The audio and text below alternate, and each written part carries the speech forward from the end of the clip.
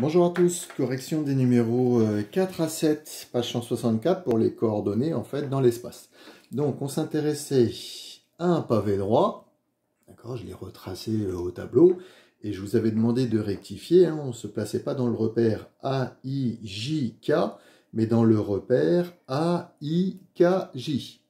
Alors d'après notre cours, le repère AIKJ, c'est-à-dire que le point A, c'est le point d'intersection des trois axes, donc l'origine du repère, là où les trois axes se coupent.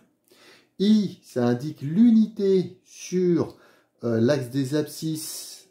Ça veut dire que AI, c'est l'axe des abscisses et que là, ça fera 1, et donc 2, 3, 4, 5. D'accord. Le I, ça vous indique l'unité, là où on place le 1. K, c'est sur l'axe des ordonnées, donc AK, c'est l'axe des ordonnées. Pareil, K, c'est l'unité. Donc par exemple, le point D a une ordonnée de 3. 1, 2, 3. Et J, pareil, sur la cote ou l'altitude, l'unité, donc le point E, ça ferait 2.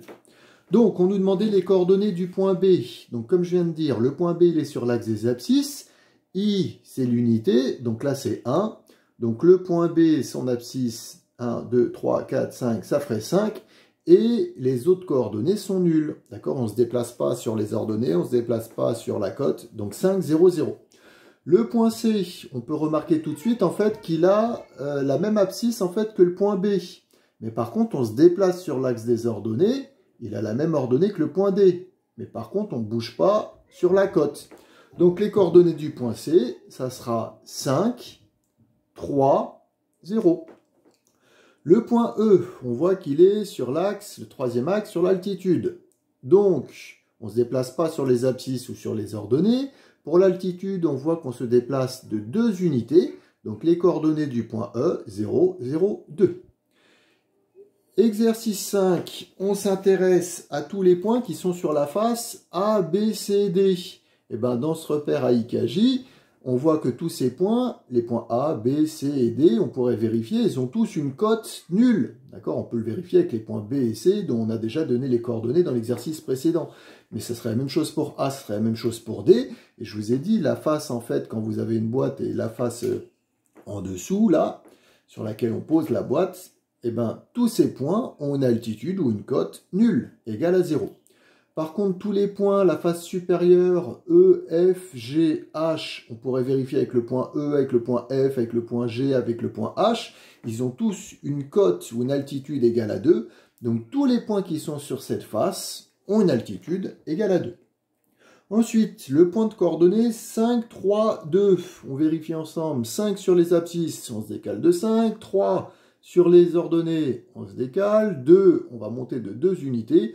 On arrive sur G, qui est bien de coordonnées 5, 3, 2.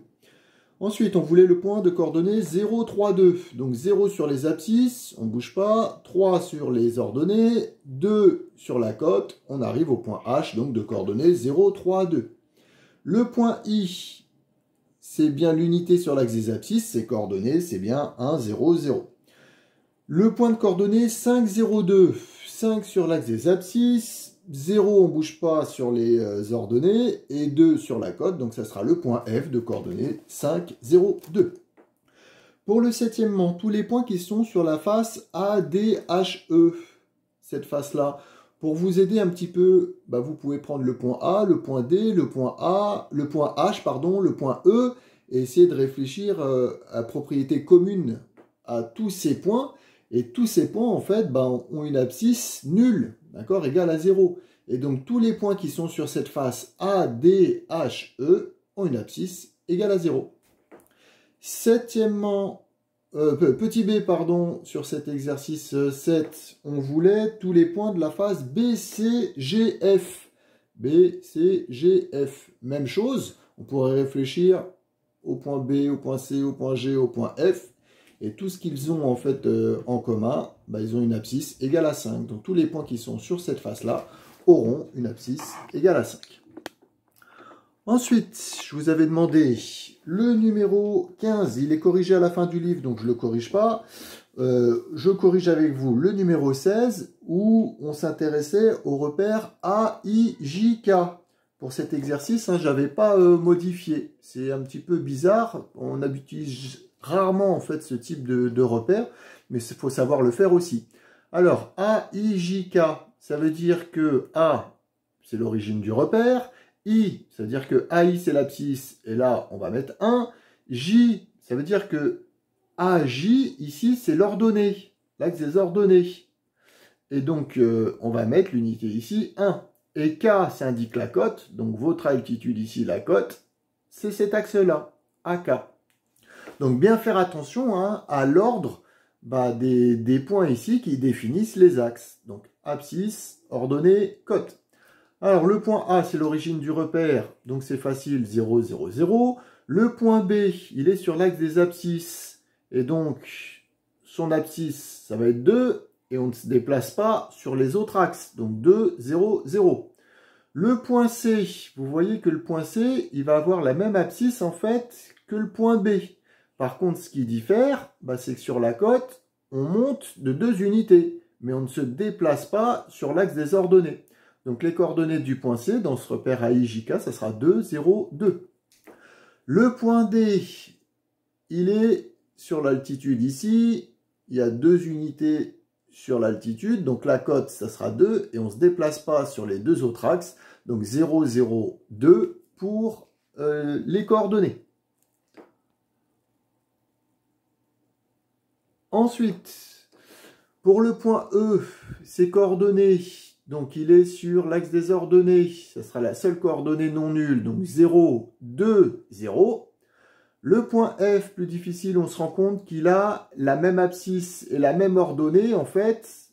Même ordonnée que le point E et même abscisse que le point B. Par contre, on ne se déplace pas sur la cote. Donc, ça nous donnera 2, 2, 0 pour les coordonnées du point F. G, il va avoir même abscisse et même ordonnée que le point F. Par contre, on rajoute la cote, on se déplace de 2. Donc 2, 2, 2 pour le point G. H, il est ici.